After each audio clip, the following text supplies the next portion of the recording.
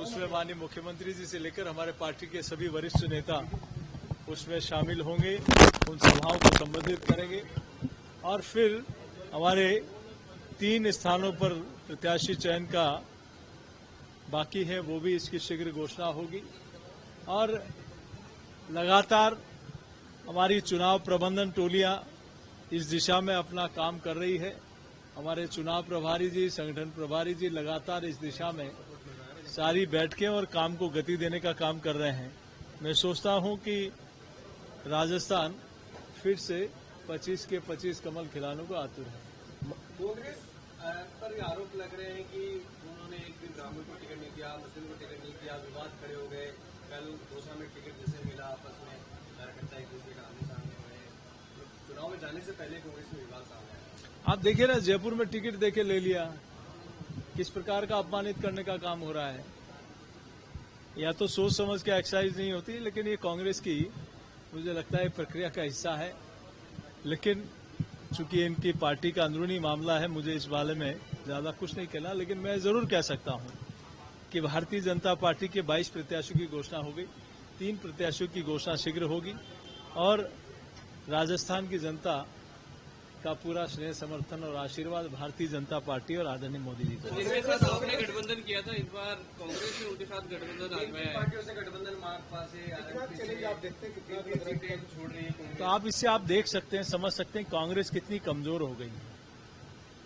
कांग्रेस बैसाखियों पर आ गई है और मैं सोचता हूं कि जिस हिसाब से अन्य राज्यों में, जैसे आपने उत्तर प्रदेश में देखा, आप लोग बिहार में देखा, कई राज्यों में कांग्रेस जब से गठबंधन करने लगी तब से कांग्रेस खत्म सी हो गई और राजस्थान में भी इसकी एक शुरुआत हो गई। एक पार्टी तो वो भी है। का कार्यकाल पूरा हुआ है, समस्या एक है चुनौती 25 से क्या?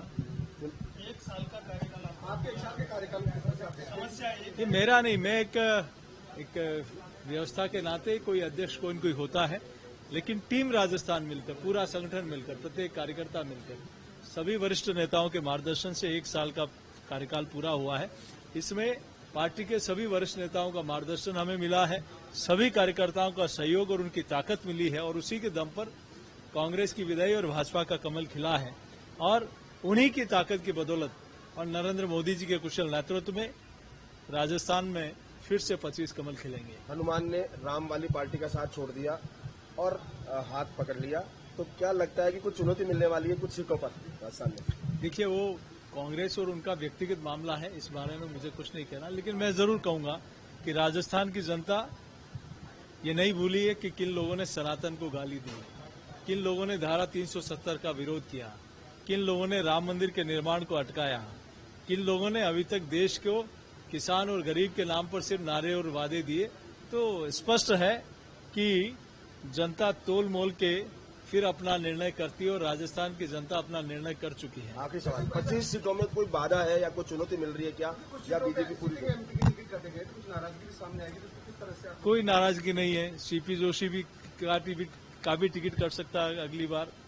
यहाँ व्यवस्था के नाते आप देखिए कि 2 लोग ऐसे थे जो मंत्री रहते हुए टिकट कटा, आज राज्यसभा के माननीय सदस्य हैं। तो प्रक्रिया है, कहीं न कहीं किसका उपयोग कहाँ, कब, किसकी जिम्मेदारी कहाँ मिल जाए।